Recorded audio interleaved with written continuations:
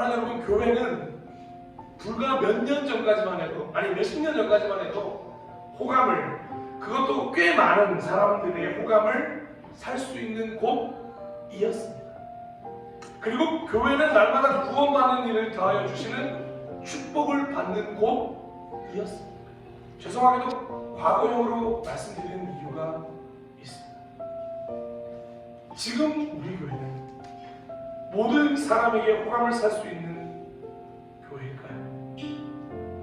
지금 우리 교회는 날마다 구원받는 일을 더하여 주시는 축복을 받는 곳입니다. 이 두 가지 질문 앞에 저부터 자신이 없었어요. 우리의 현재가 아닌 것 같아서 감히 이 단어를 현재 진행용으로 제가 쓸 수가 없었어요.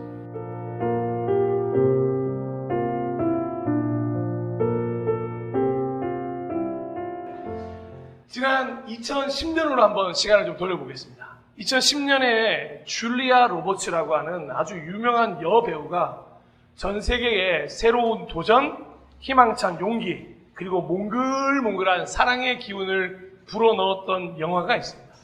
여기 계신 분 중에 보신 분들도 많이 있을 텐데 바로 먹고 기도하고 사랑하라 라는 영화였습니다.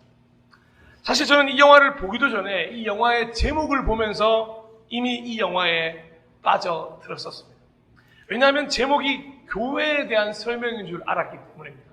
줄리아 로버츠라는 배우가 교회에 대한 영화를 찍었구나 엄청 기대하며 봤었던 거죠. 바로 교회야말로 함께 먹고 함께 기도하고 함께 사랑하는 공동체이기 때문에 이 제목에 끌렸던 것 같습니다. 그리고 그 말을 뒷받침해 주는 구절이 방금 함께 읽었던 사도행전 2장 46절에서 47절인데요. 그리고 날마다 한 마음으로 성전에 열심히 모이고 집집이 돌아가면서 빵을 떼며 순전한 마음으로 기쁘게 음식을 먹고 하나님을 찬양하였다. 아멘. 날마다 열심히 모이고 빵을 떼고, 여기서 빵을 뗀다는 건 이제 성찬을 나누고 먹고 찬양하고, 이 모습이 초대교회의 모습이었기 때문에 모이는 것이 당연했고, 주를 기억하며 성찬을 나누는 것이 당연했고, 서로 음식을 나누어 먹는 것이 당연했고, 하나님을 찬양하는 것이 너무도 당연했던 공동체가 교회였기 때문에 그렇습니다.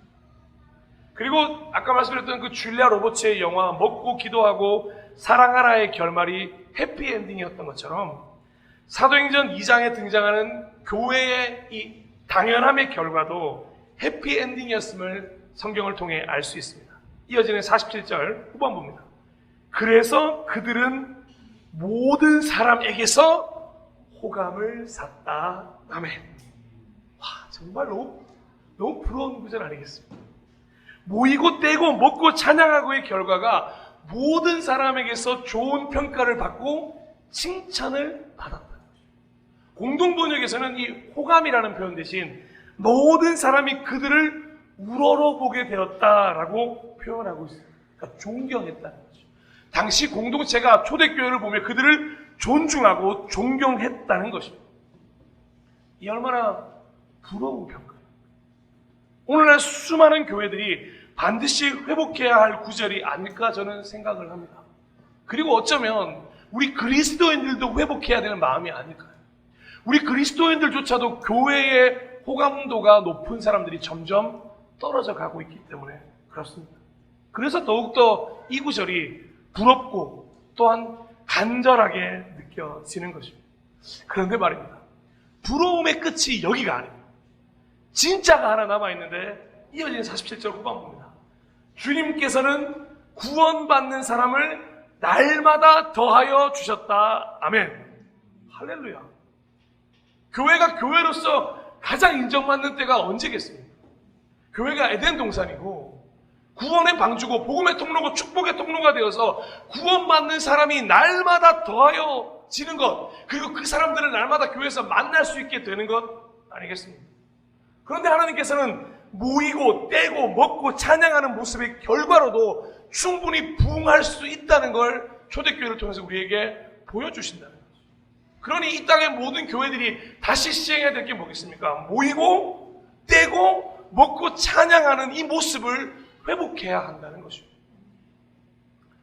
사랑하는 여러분, 교회는 불과 몇 년 전까지만 해도, 아니 몇십 년 전까지만 해도 호감을, 그것도 꽤 많은 사람들의 호감을 살 수 있는 곳이었습니다. 그리고 교회는 날마다 구원받는 일을 더하여 주시는 축복을 받는 곳이었습니다. 실제로 70년대, 80년대에는 주일학교가 100명이 안 되면 이상한 교회였습니다. 가는 곳마다 청년들이 얼마나 많이 썼냐. 청년 한정민과 청년 정승철이 늘 교회에 상주하고 있었어요. 정말 많았죠, 그때는. 정말 청년이 많았어요. 문화도 없었고요. 거기 가야 기타 배울 수 있고, 거기 가야 자매 형제 만날 수 있고, 그러다 보니 자연스럽게 모이는 게 정상이었고, 그러다 보니 구원받는 사람이 많아서 한때는 우리나라 교인 2천만 명에 육박하던 때가 있었습니다. 죄송하게도 과거형으로 말씀드리는 이유가 있습니다. 지금 우리 교회는 모든 사람에게 호감을 살 수 있는 교회일까요? 지금 우리 교회는 날마다 구원받는 일을 더하여 주시는 축복을 받는 곳입니다. 이 두 가지 질문 앞에 저부터 자신이 없었습니다. 우리의 현재가 아닌 것 같아서 감히 이 단어를 현재 진행용으로 제가 쓸 수가 없었습니다. 하지만 그럼에도 불구하고 여기 계신 모든 분들과 함께 저도 그런 간절한 소망이 있습니다. 우리 교회가 수많은 이들의 호감을 살 수 있고 부흥할 수 있는 교회가 되기를 간절히 소망한다는 마음 말입니다. 그래서 더 깊이 기도하며 지혜를 구해야 하는 것이죠. 하나님, 그럼 어떻게 하면 좋겠어요? 대체 호감을 사고 부흥을 했던 초대교회에서는 우리가 과연 무엇을 배워야 할까요? 이렇게 질문할 수밖에 없었다는 것입니다. 하나님이 거기에 대해서 말씀으로 4가지를 이야기 주셨습니다.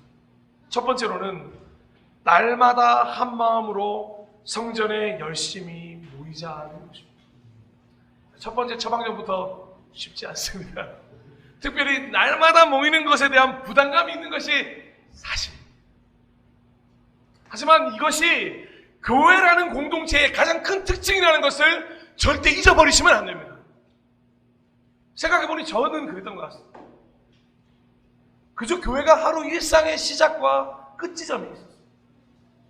학교를 가기 전에 새벽 기도를 가거나 아침 기도를 가거나 학교를 마치거나 일을 마치면 잠시 교회에 들러 기도하고 마무리했던 것이 그냥 일상이었어요.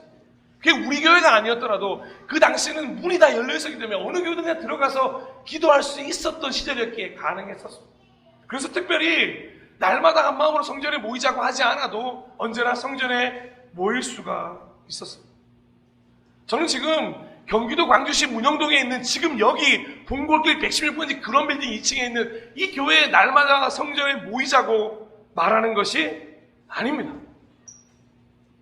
어느 곳에 계시든지 매일매일 한 마음으로 성전을 생각해 주시는 것만으로도 모이려는 노력을 해야 한다는 것을 말씀드리고 싶습니다.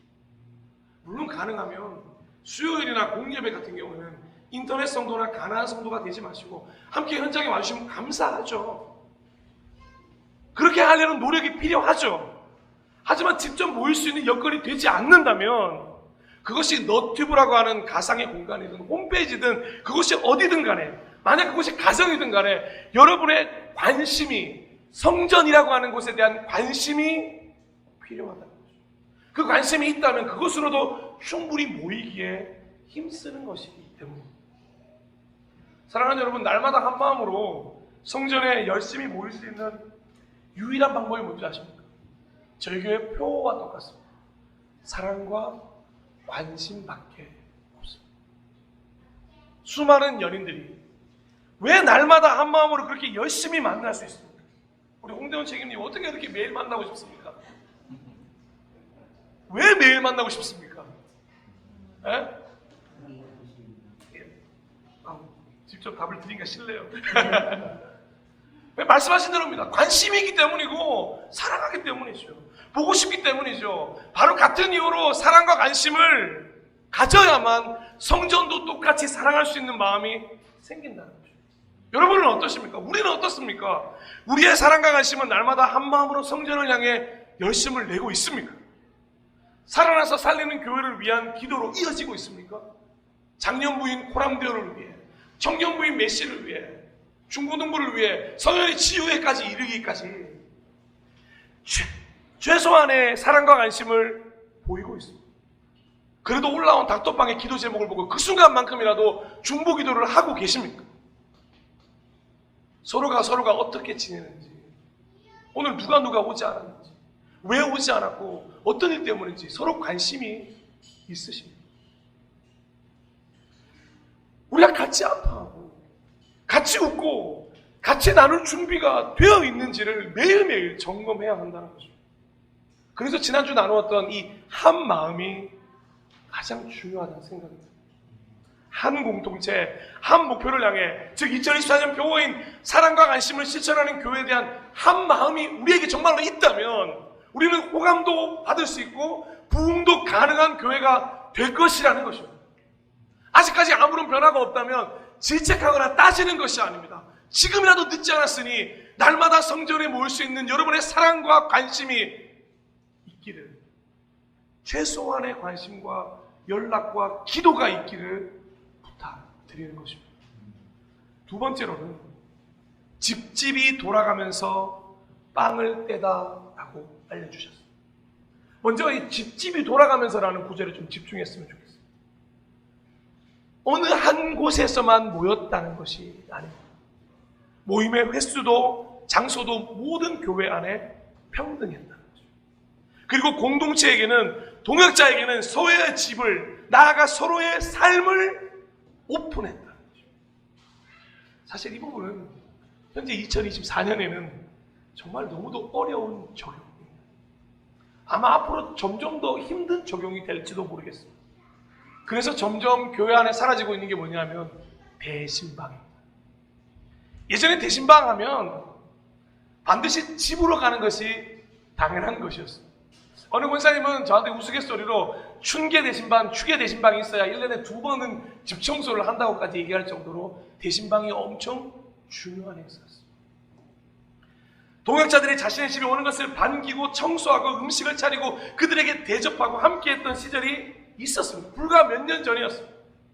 특히 손님을 대접하기 좋아하는 우리나라 문화와 맞닿아서 이 대신방은 정말로 어마어마한 교회의 행사 중에 하나였습니다. 제가 대신방을 따라다니면서 하루 12끼를 먹었던 게 진짜 최고 기록입니다. 12끼 너무너무 행복했습니다. 아유, 웃으시네요. 진짜 행복했습니다.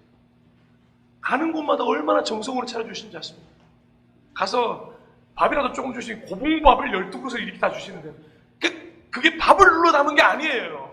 사랑을 눌러 담은 거거든요. 관심을 눌러 담은 거거든요.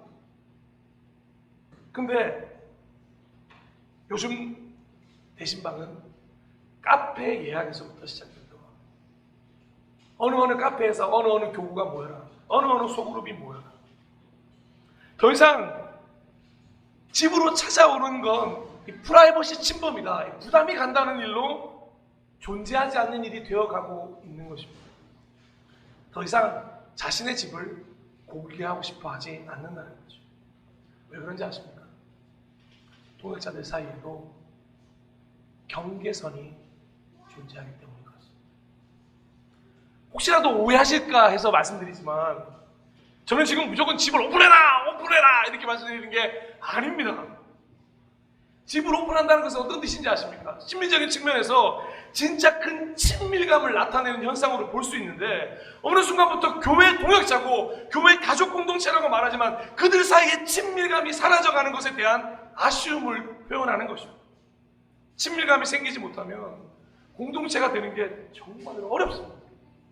의심과 관계에 대한 불편함이 계속해서 이 친밀함이 없으면 존재하기 때문에 그렇습니다. 그래서 초대교회는 어떻게 했다고요?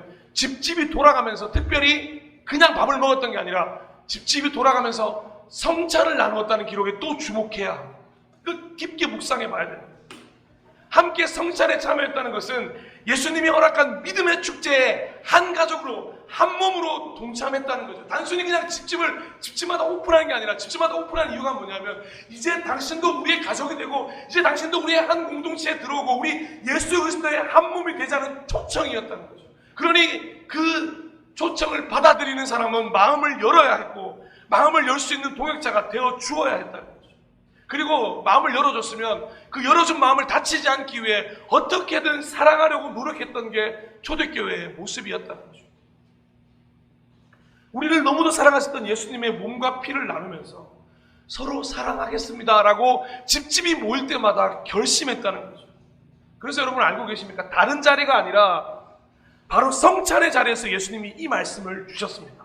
요한복음 13장 14절입니다. 이 구절 한번 다 함께 읽어볼까요? 시작. 이제 나는 너희에게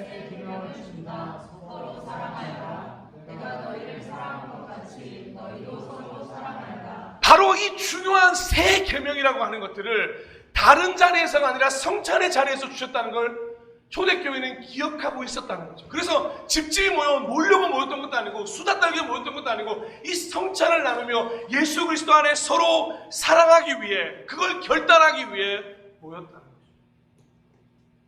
사랑하는 여러분, 성찬을 함께 나눴다는 것은 어떤 의미인지 아십니까?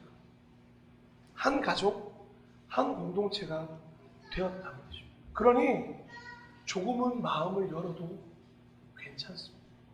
서로 한 걸음 다가서도 괜찮습니다. 서로 온전한 하나와 공동체가 되도록 서로 노력할 수 있어야 한다는 것입니다. 정말 하나님과의 친밀함이 동역자들 간의 친밀함으로 이어질 때 호감을 사는 교회, 부흥하는 교회가 될 수 있다고 초대교회는 우리에게 이야기해 준다는 것입니다. 세 번째로는 순전한 마음으로 음식을 먹자는 거죠. 어느 식당에 이런 글귀가 있는 거예요. 돼지고기 이상 소고기를 사주면 의심해보라. 정말로 의심해보셔야 합니다. 자, 돼지고기까지는 사진을 한번 띄워주시겠어요? 네, 사진을 띄워줘야 다들 이해를 하실 텐데. 저렇게 써 있는 거예요. 대가 없는 소고기는 없습니다. 순수한 마음은 돼지고기까지예요.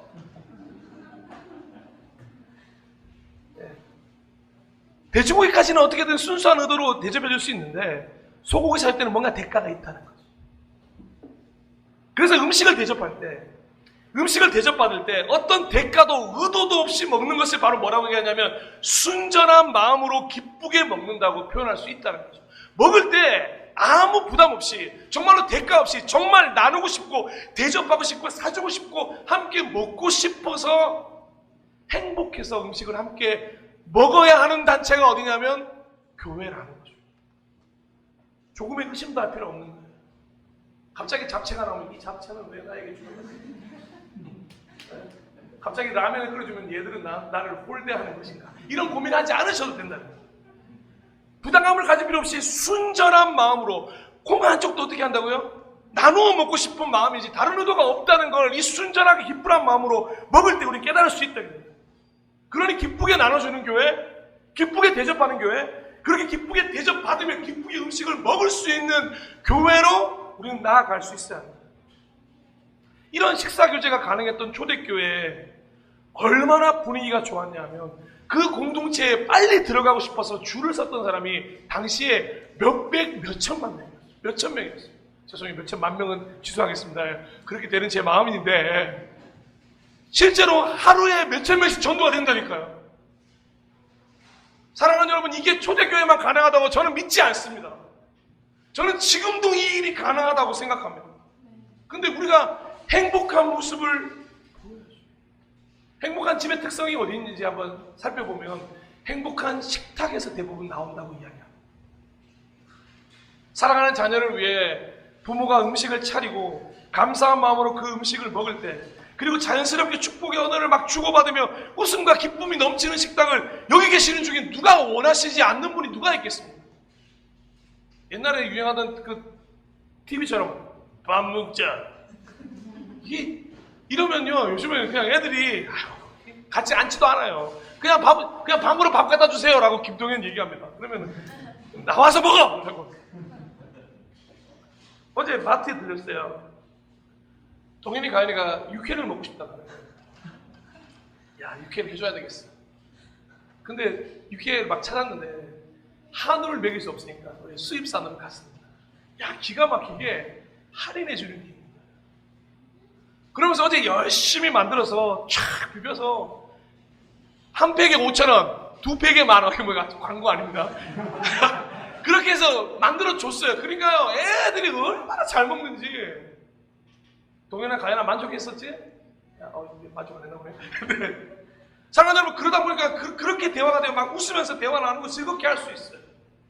여러분, 어제 여러분의 식탁은 어떠셨습니까? 여러분의 한 주의 식탁은 어떻습니까? 우리 교회 점심의 식탁은 어떻습니까?